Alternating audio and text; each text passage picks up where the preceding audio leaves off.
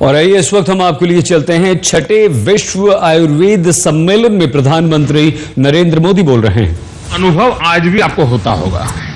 कभी आप रेल में या बस में ट्रैवल करते हो और मान लीजिए कोई बच्चा बहुत रो रहा है, तो आपने देखा होगा कि कंपार्टमेंट से 12-15 लोग वहां आ जाएंगे और तुरंत ऐसा करो, इसको ये खिला दो, दूसरा कहेगा ये खिला दो, तीसरा कोई पुड़िया निकाल के जेब में से दे देगा, उसके मुंह में ये डाल दो।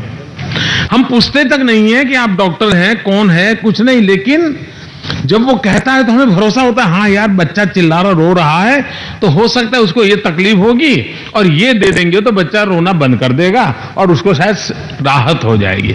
ये अक्सर हमने रेलवे में, बस में ट्रैवल करते हुए देखा होगा कि कोई न कोई मरीज को कोई बीमारी हुई तो कोई न कोई पैसेंजर आकर के उसका उपचार कर देता है, जबकि वो डॉक्टर नहीं है, नहीं वो वैद्यराज है, न कहीं जामनगर की आयुर्वेद यूनिवर्सिटी में जाकर के आया है। पर चूंकि हमारे यहां ये सहज स्वभाव बना हुआ था, परंपरा से स्वभाव बना हुआ था, और इसलिए हमें इन चीजों का कुछ न कुछ मात्रा में समझ थी। धीरे धीरे हमने पूरा हेल्थ सेक्टर आउटसोर्स कर दिया। कुछ भी हुआ तो कहीं से एडवाइस लेनी पड़ती है, कंसल्टेशन करना पड़ता है, और वो फिर जो कहे उस रास्ते पर चलना पड़ता है।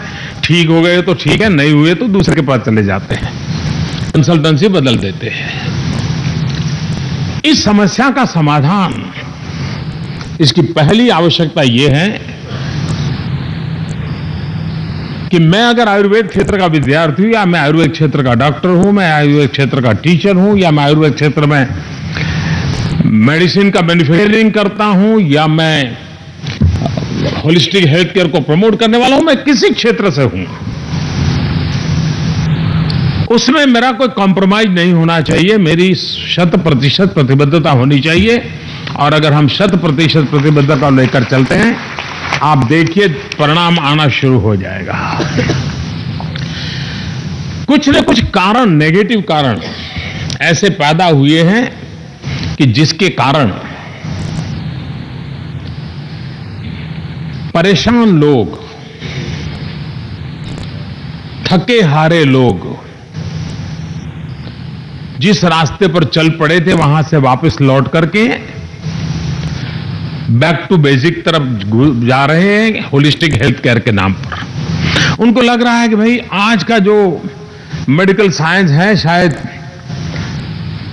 तुरंत हमें राहत तो दे देता होगा, लेकिन स्वास्थ्य की गारंटी नहीं देता है।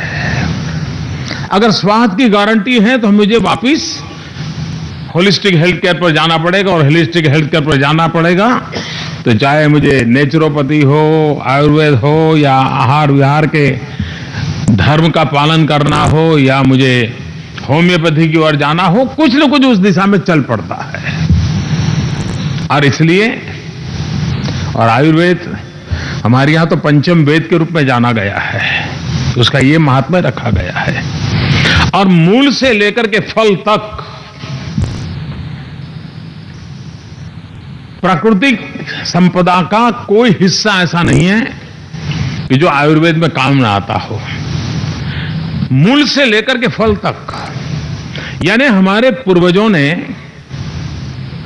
हर छोटी बात में कितना बारीकाई से उसके गुणों का, उसके स्वभाव का, उसका व्यवहार में उपयोग का अध्ययन किया होगा, तब जाकर के स्थिति बनी हुई।